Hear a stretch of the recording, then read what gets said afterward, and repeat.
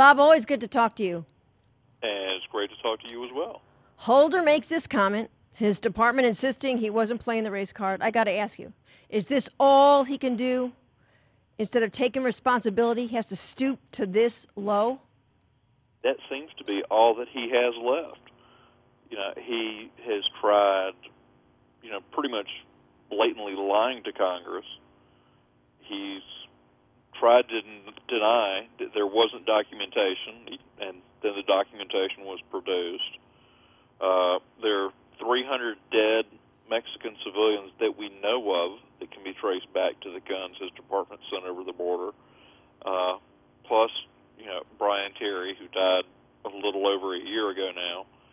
And, he's gotten to the point now that all he has left is to pull out whatever he can to try to keep himself out of prison. And that, unfortunately, appears to be the race card. And you look at this, so the bottom line is, if you question the president or you question Holder on Operation Fast and Furious or you question about how they're doing their job, they're going to pull out the race card. They're going to call you a racist. That's what we're heading into when we look at this election. That's at least what Congressman Joe Walsh is saying. Yeah, and I think he's absolutely correct. And, Holder has been trying to pull this every single time that he has been questioned on something, whether or not it was the Black Panthers case that they refused to finish off, or, his nice little Black History Month stunt about calling us a nation of cowards when it comes to racial matters. Mm-hmm. He cannot think as an American. He thinks as a black political operative, putting race before country. And I believe that is something that he seems to have in common with President Obama. And I really think Congressman Allen West summed it up pretty darn well. He also, an African American, he says this has nothing to do with race. It doesn't have anything to do with Operation Fast and Furious. What this is about, it has everything to do with competence. In this case, you might say incompetence. And that's absolutely correct. I mean, if this is a matter of, racial minorities being targeted, let's talk about the 300 Mexicans that were targeted. They were a minority. Mm-hmm. Yeah. But the other thing that I thought was interesting in the article, Holder makes this comment to the Times that bloggers and conservative commentators, they're conveniently leaving stuff out. And I say, wait a minute. What about his office leaving stuff out? The pages of documents that were redacted and crossed out. And documents that, Holder says he has no plans now to give to Congress. Who's kidding who?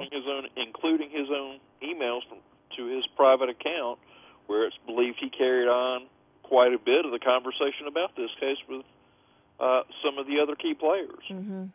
So, he is, in my mind, based upon what I have read and the logical inferences that you have to have, as a thinking person connecting dots together, it seems self-evident that Fast and Furious was a collection of felony crimes that evolved into a cover-up worthy of a RICO investigation, which we typically use, on organized crimes.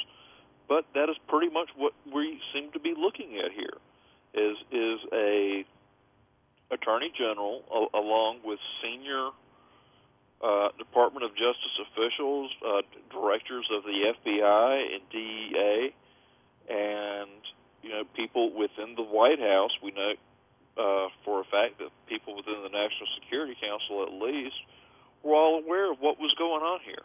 Mm-hmm. And, this is legitimately the worst scandal in American political history. And, we're hearing nothing about it in the media, and Obama and Holder are doing the best they can to bury it. And, yes, so they're going to pull out every stop they've got left, including the race card. But I got to ask you, do you think that a huge mistake for Holder, if he thinks he's going to silence the choir by making a comment like this? He's only making it worse for himself and for this administration.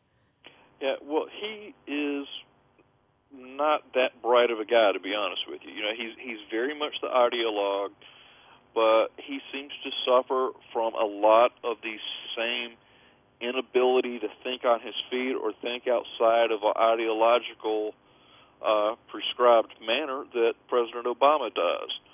That they are locked into a very narrow mindset of what is right and wrong in their minds, and they show no ability to really adapt to situation.